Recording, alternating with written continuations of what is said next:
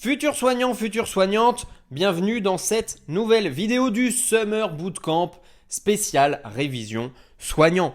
Aujourd'hui, je te parle de pharmacovigilance. Qu'est-ce que c'est? Eh bien, il s'agit de l'ensemble des activités qui visent à détecter, évaluer, comprendre et prévenir les effets indésirables ou tout autre problème lié aux médicaments, et cela notamment après la mise sur le marché pour garantir la sécurité et l'efficacité des traitements à nos patients sur la durée. Alors les objectifs de la pharmacovigilance, bien évidemment, tu l'as compris, garantir la sécurité des patients, prévenir les effets indésirables qui peuvent être graves ou moins graves, mais en tout cas garantir et assurer une utilisation sécuriser des médicaments pour la population. Améliorer également la santé publique, ça permet d'identifier et de réduire des risques liés aux médicaments. Et la pharmacovigilance permet aussi de fournir des informations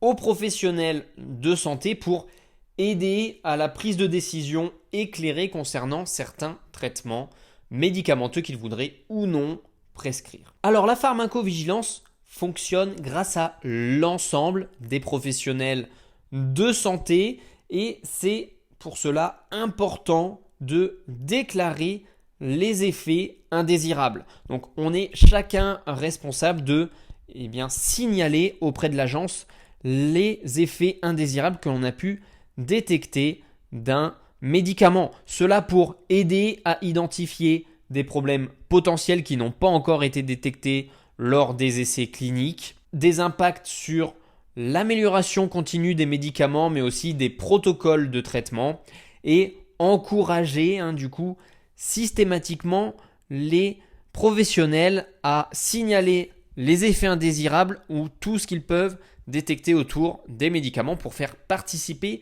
l'ensemble du secteur et bien évidemment aller dans ce système d'amélioration continue. Je dois insister sur l'importance de signaler les effets indésirables et même ceux mineurs. Pourquoi ? Parce que chaque signalement qu'on va réaliser contribue à une meilleure compréhension des risques associés aux médicaments, qu'ils soient graves ou non. Alors, comment signaler les effets indésirables ? Vous devez avoir à votre connaissance dans votre établissement ou sur votre lieu, en tout cas de travail, une procédure claire de signalement.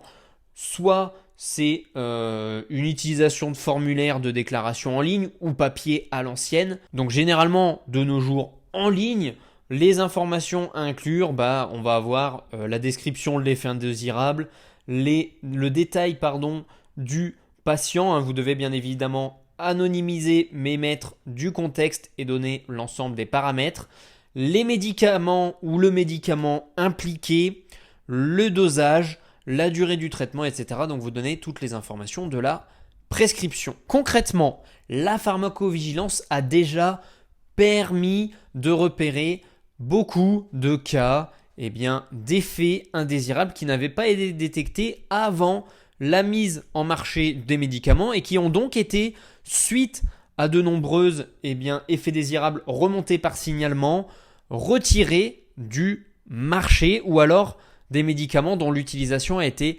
restreinte à de traitements spécifiques. On a notamment dans les cas connus le Vioxx, connu au nom de médicament Rofecoxib, un AINS utilisé pour traiter l'arthrite et les douleurs aiguës, eu un retrait en 2004 parce qu'il causait une augmentation significative des crises cardiaques et d'AVC. Donc il y avait vraiment des cas qui ont été liés et dans les débuts des années 2000. On a aussi beaucoup de médicaments dans le traitement de l'obésité et du contrôle du poids qui ont été retirés du marché.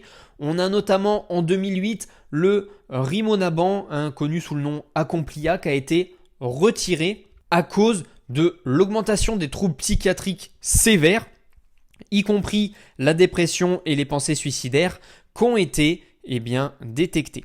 La pharmacovigilance peut aussi impacter les notices d'information et les recommandations d'utilisation qui sont permis grâce au signalement de la pharmacovigilance et à leur traitement. En tant que soignant, on a un rôle important, je vous le disais, dans la pharmacovigilance.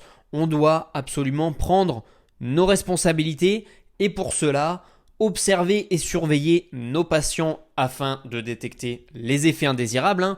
On est très souvent dans de la surveillance, mais là, elle doit être accrue et notamment faire le lien avec le traitement médicamenteux. Signaler les effets indésirables suspectés, vous l'avez compris, le signalement, c'est la pierre angulaire de la pharmacovigilance. C'est aux personnes qui sont sur le terrain, de remonter leur ressenti et également d'informer le patient sur l'importance, lui aussi, de remonter, par exemple, s'il ne se sent pas bien, s'il a des effets secondaires, etc., qu'on ne verrait pas. Donc, on peut aussi faire de la prévention auprès du patient sur la pharmacovigilance. Vous l'avez compris, on a donc un rôle très actif dans la surveillance et le signalement des effets indésirables. Je vous invite donc bien évidemment à participer, vous aussi. Et quant à nous, on se retrouve dès demain pour le prochain sujet de pharmacologie. C'était Geoffrey. Ciao, ciao.